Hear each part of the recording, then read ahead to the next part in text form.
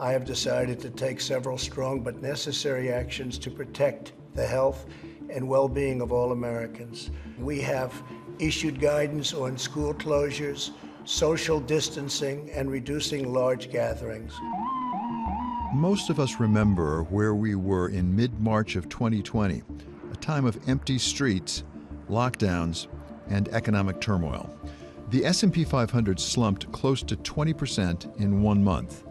The U.S. economy simply came to a stop almost overnight, and initial jobless claims surged to more than 6 million in a matter of weeks. This blows away even the forecasts, almost 6.7 million this week. It just goes to point out how bad this is for the overall U.S. economy. Well, the global economy, of course, including the U.S. and Europe, got a huge shock. Torsten Slok is Apollo's chief economist. The shock created quite some significant changes for different sectors, because when you suddenly had in 2019 that the way the economy was working, with services playing a certain role, goods playing a certain role, and from one day to the other, goods played a much, much bigger role because we were sitting at home ordering things online, and services, we couldn't go out to restaurants, we couldn't go to theme parks, we couldn't travel, suddenly got a huge decline. That change, of course, played a significant role in how the economy responded. Wash your hands often or use hand sanitizer. Two of the sectors affected were travel. Pretty much every aspect of travel changed. I mean, it went off a cliff for quite a while. And healthcare.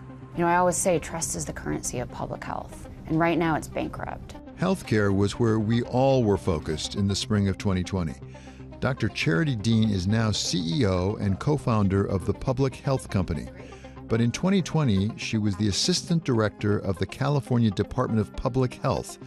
She was one of the very first to see COVID-19 for what it was and could become, and became a major figure in the Michael Lewis book, The Premonition, A Pandemic Story. The COVID response was a massive systems failure on every level, across national security, across civilian public health, across the great American companies that hold up our economy.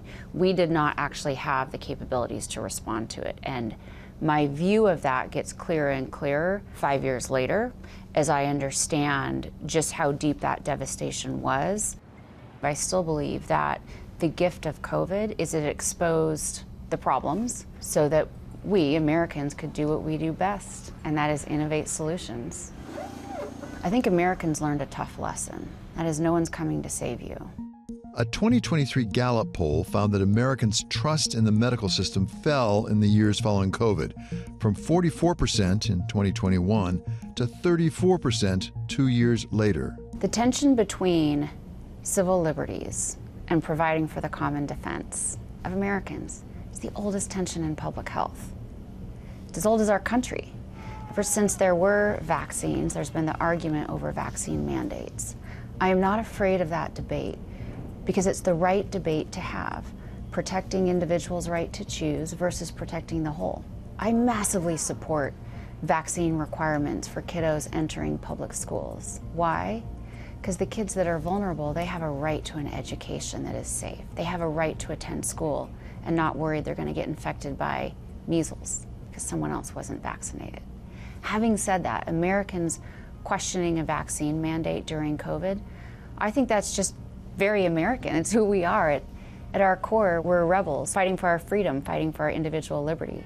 It's what founded this country. So I'm not afraid of that discussion. And I understand American parents who are hesitant, who have lost faith in public health. All of my kids are vaccinated, and so am I. You know, the question of employer vaccine mandates or military vaccines, I will leave that to those more qualified to answer those questions, Secretary Hegseth and others who are running those departments. But I'm not surprised that that became a question in Americans' minds because it's the right debate to have. Ultimately, we were relieved to some extent from the pandemic by the development of a new vaccine and a new platform for a vaccine. Science really stepped up and the private sector stepped up in the end. Where are we today, though, on vaccines? That became a political issue in and of itself, and it even is today.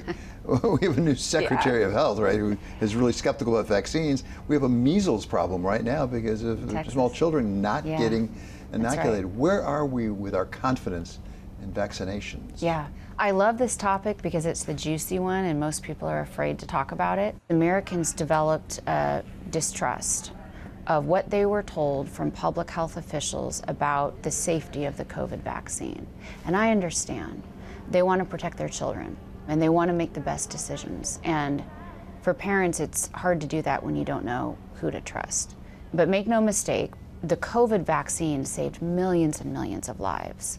Not because it prevented all infections, but because it prevented people from dying. Instead of dying, they got really sick. Or instead of getting really sick, they had a minor cough. And so it saved millions of lives. Operation Warp Speed, that was led by the first Trump administration, is one of the greatest successes of public-private collaboration in American history. What they pulled off, that's phenomenal. And I think we can replicate that across a number of areas. How do we restore Americans' trust in what public health officials tell them about vaccines? Transparency, sharing the science, answering the questions.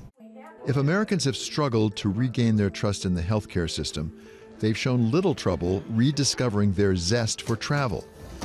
TSA checkpoint volume has rebounded to higher levels than before the pandemic. Brian Kelly is the founder of The Points Guy and author of the book, How to Win at Travel.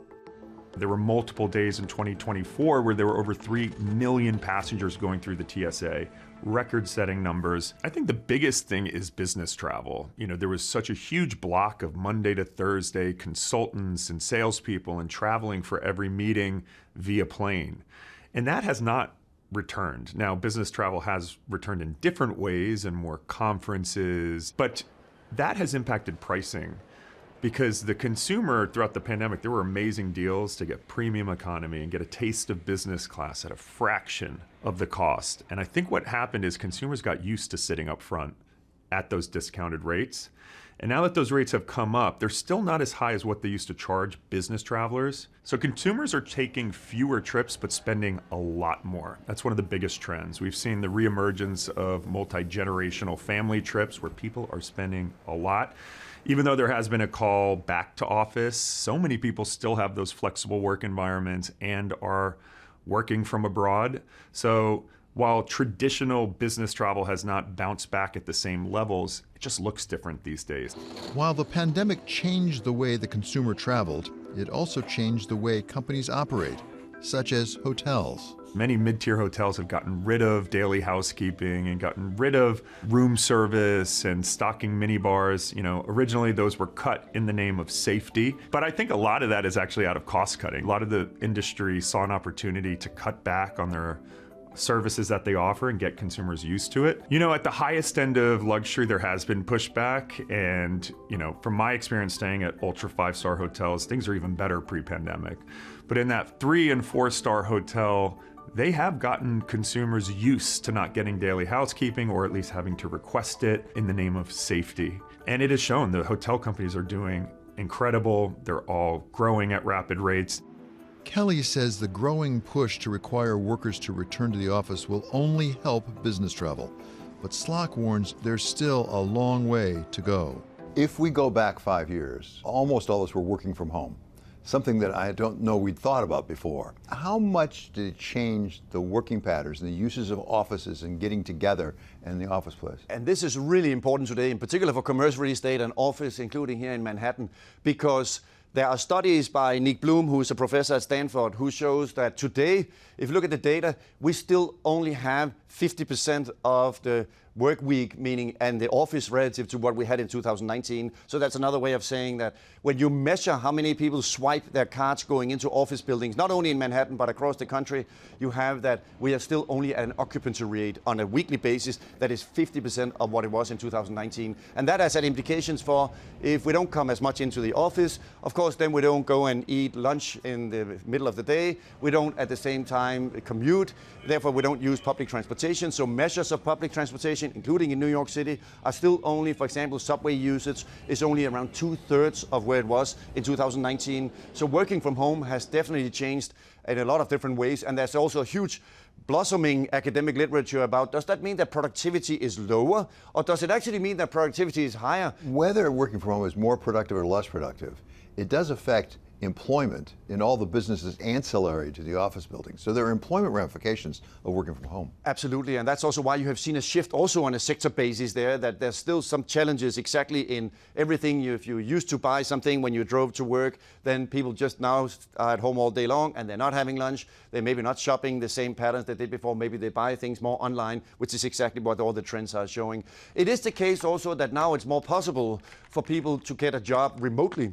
So that's why if you look at some of the job openings, they have been putting more in the postings, that there is much more significant now number of job postings that's asked for. This job can also be done remotely.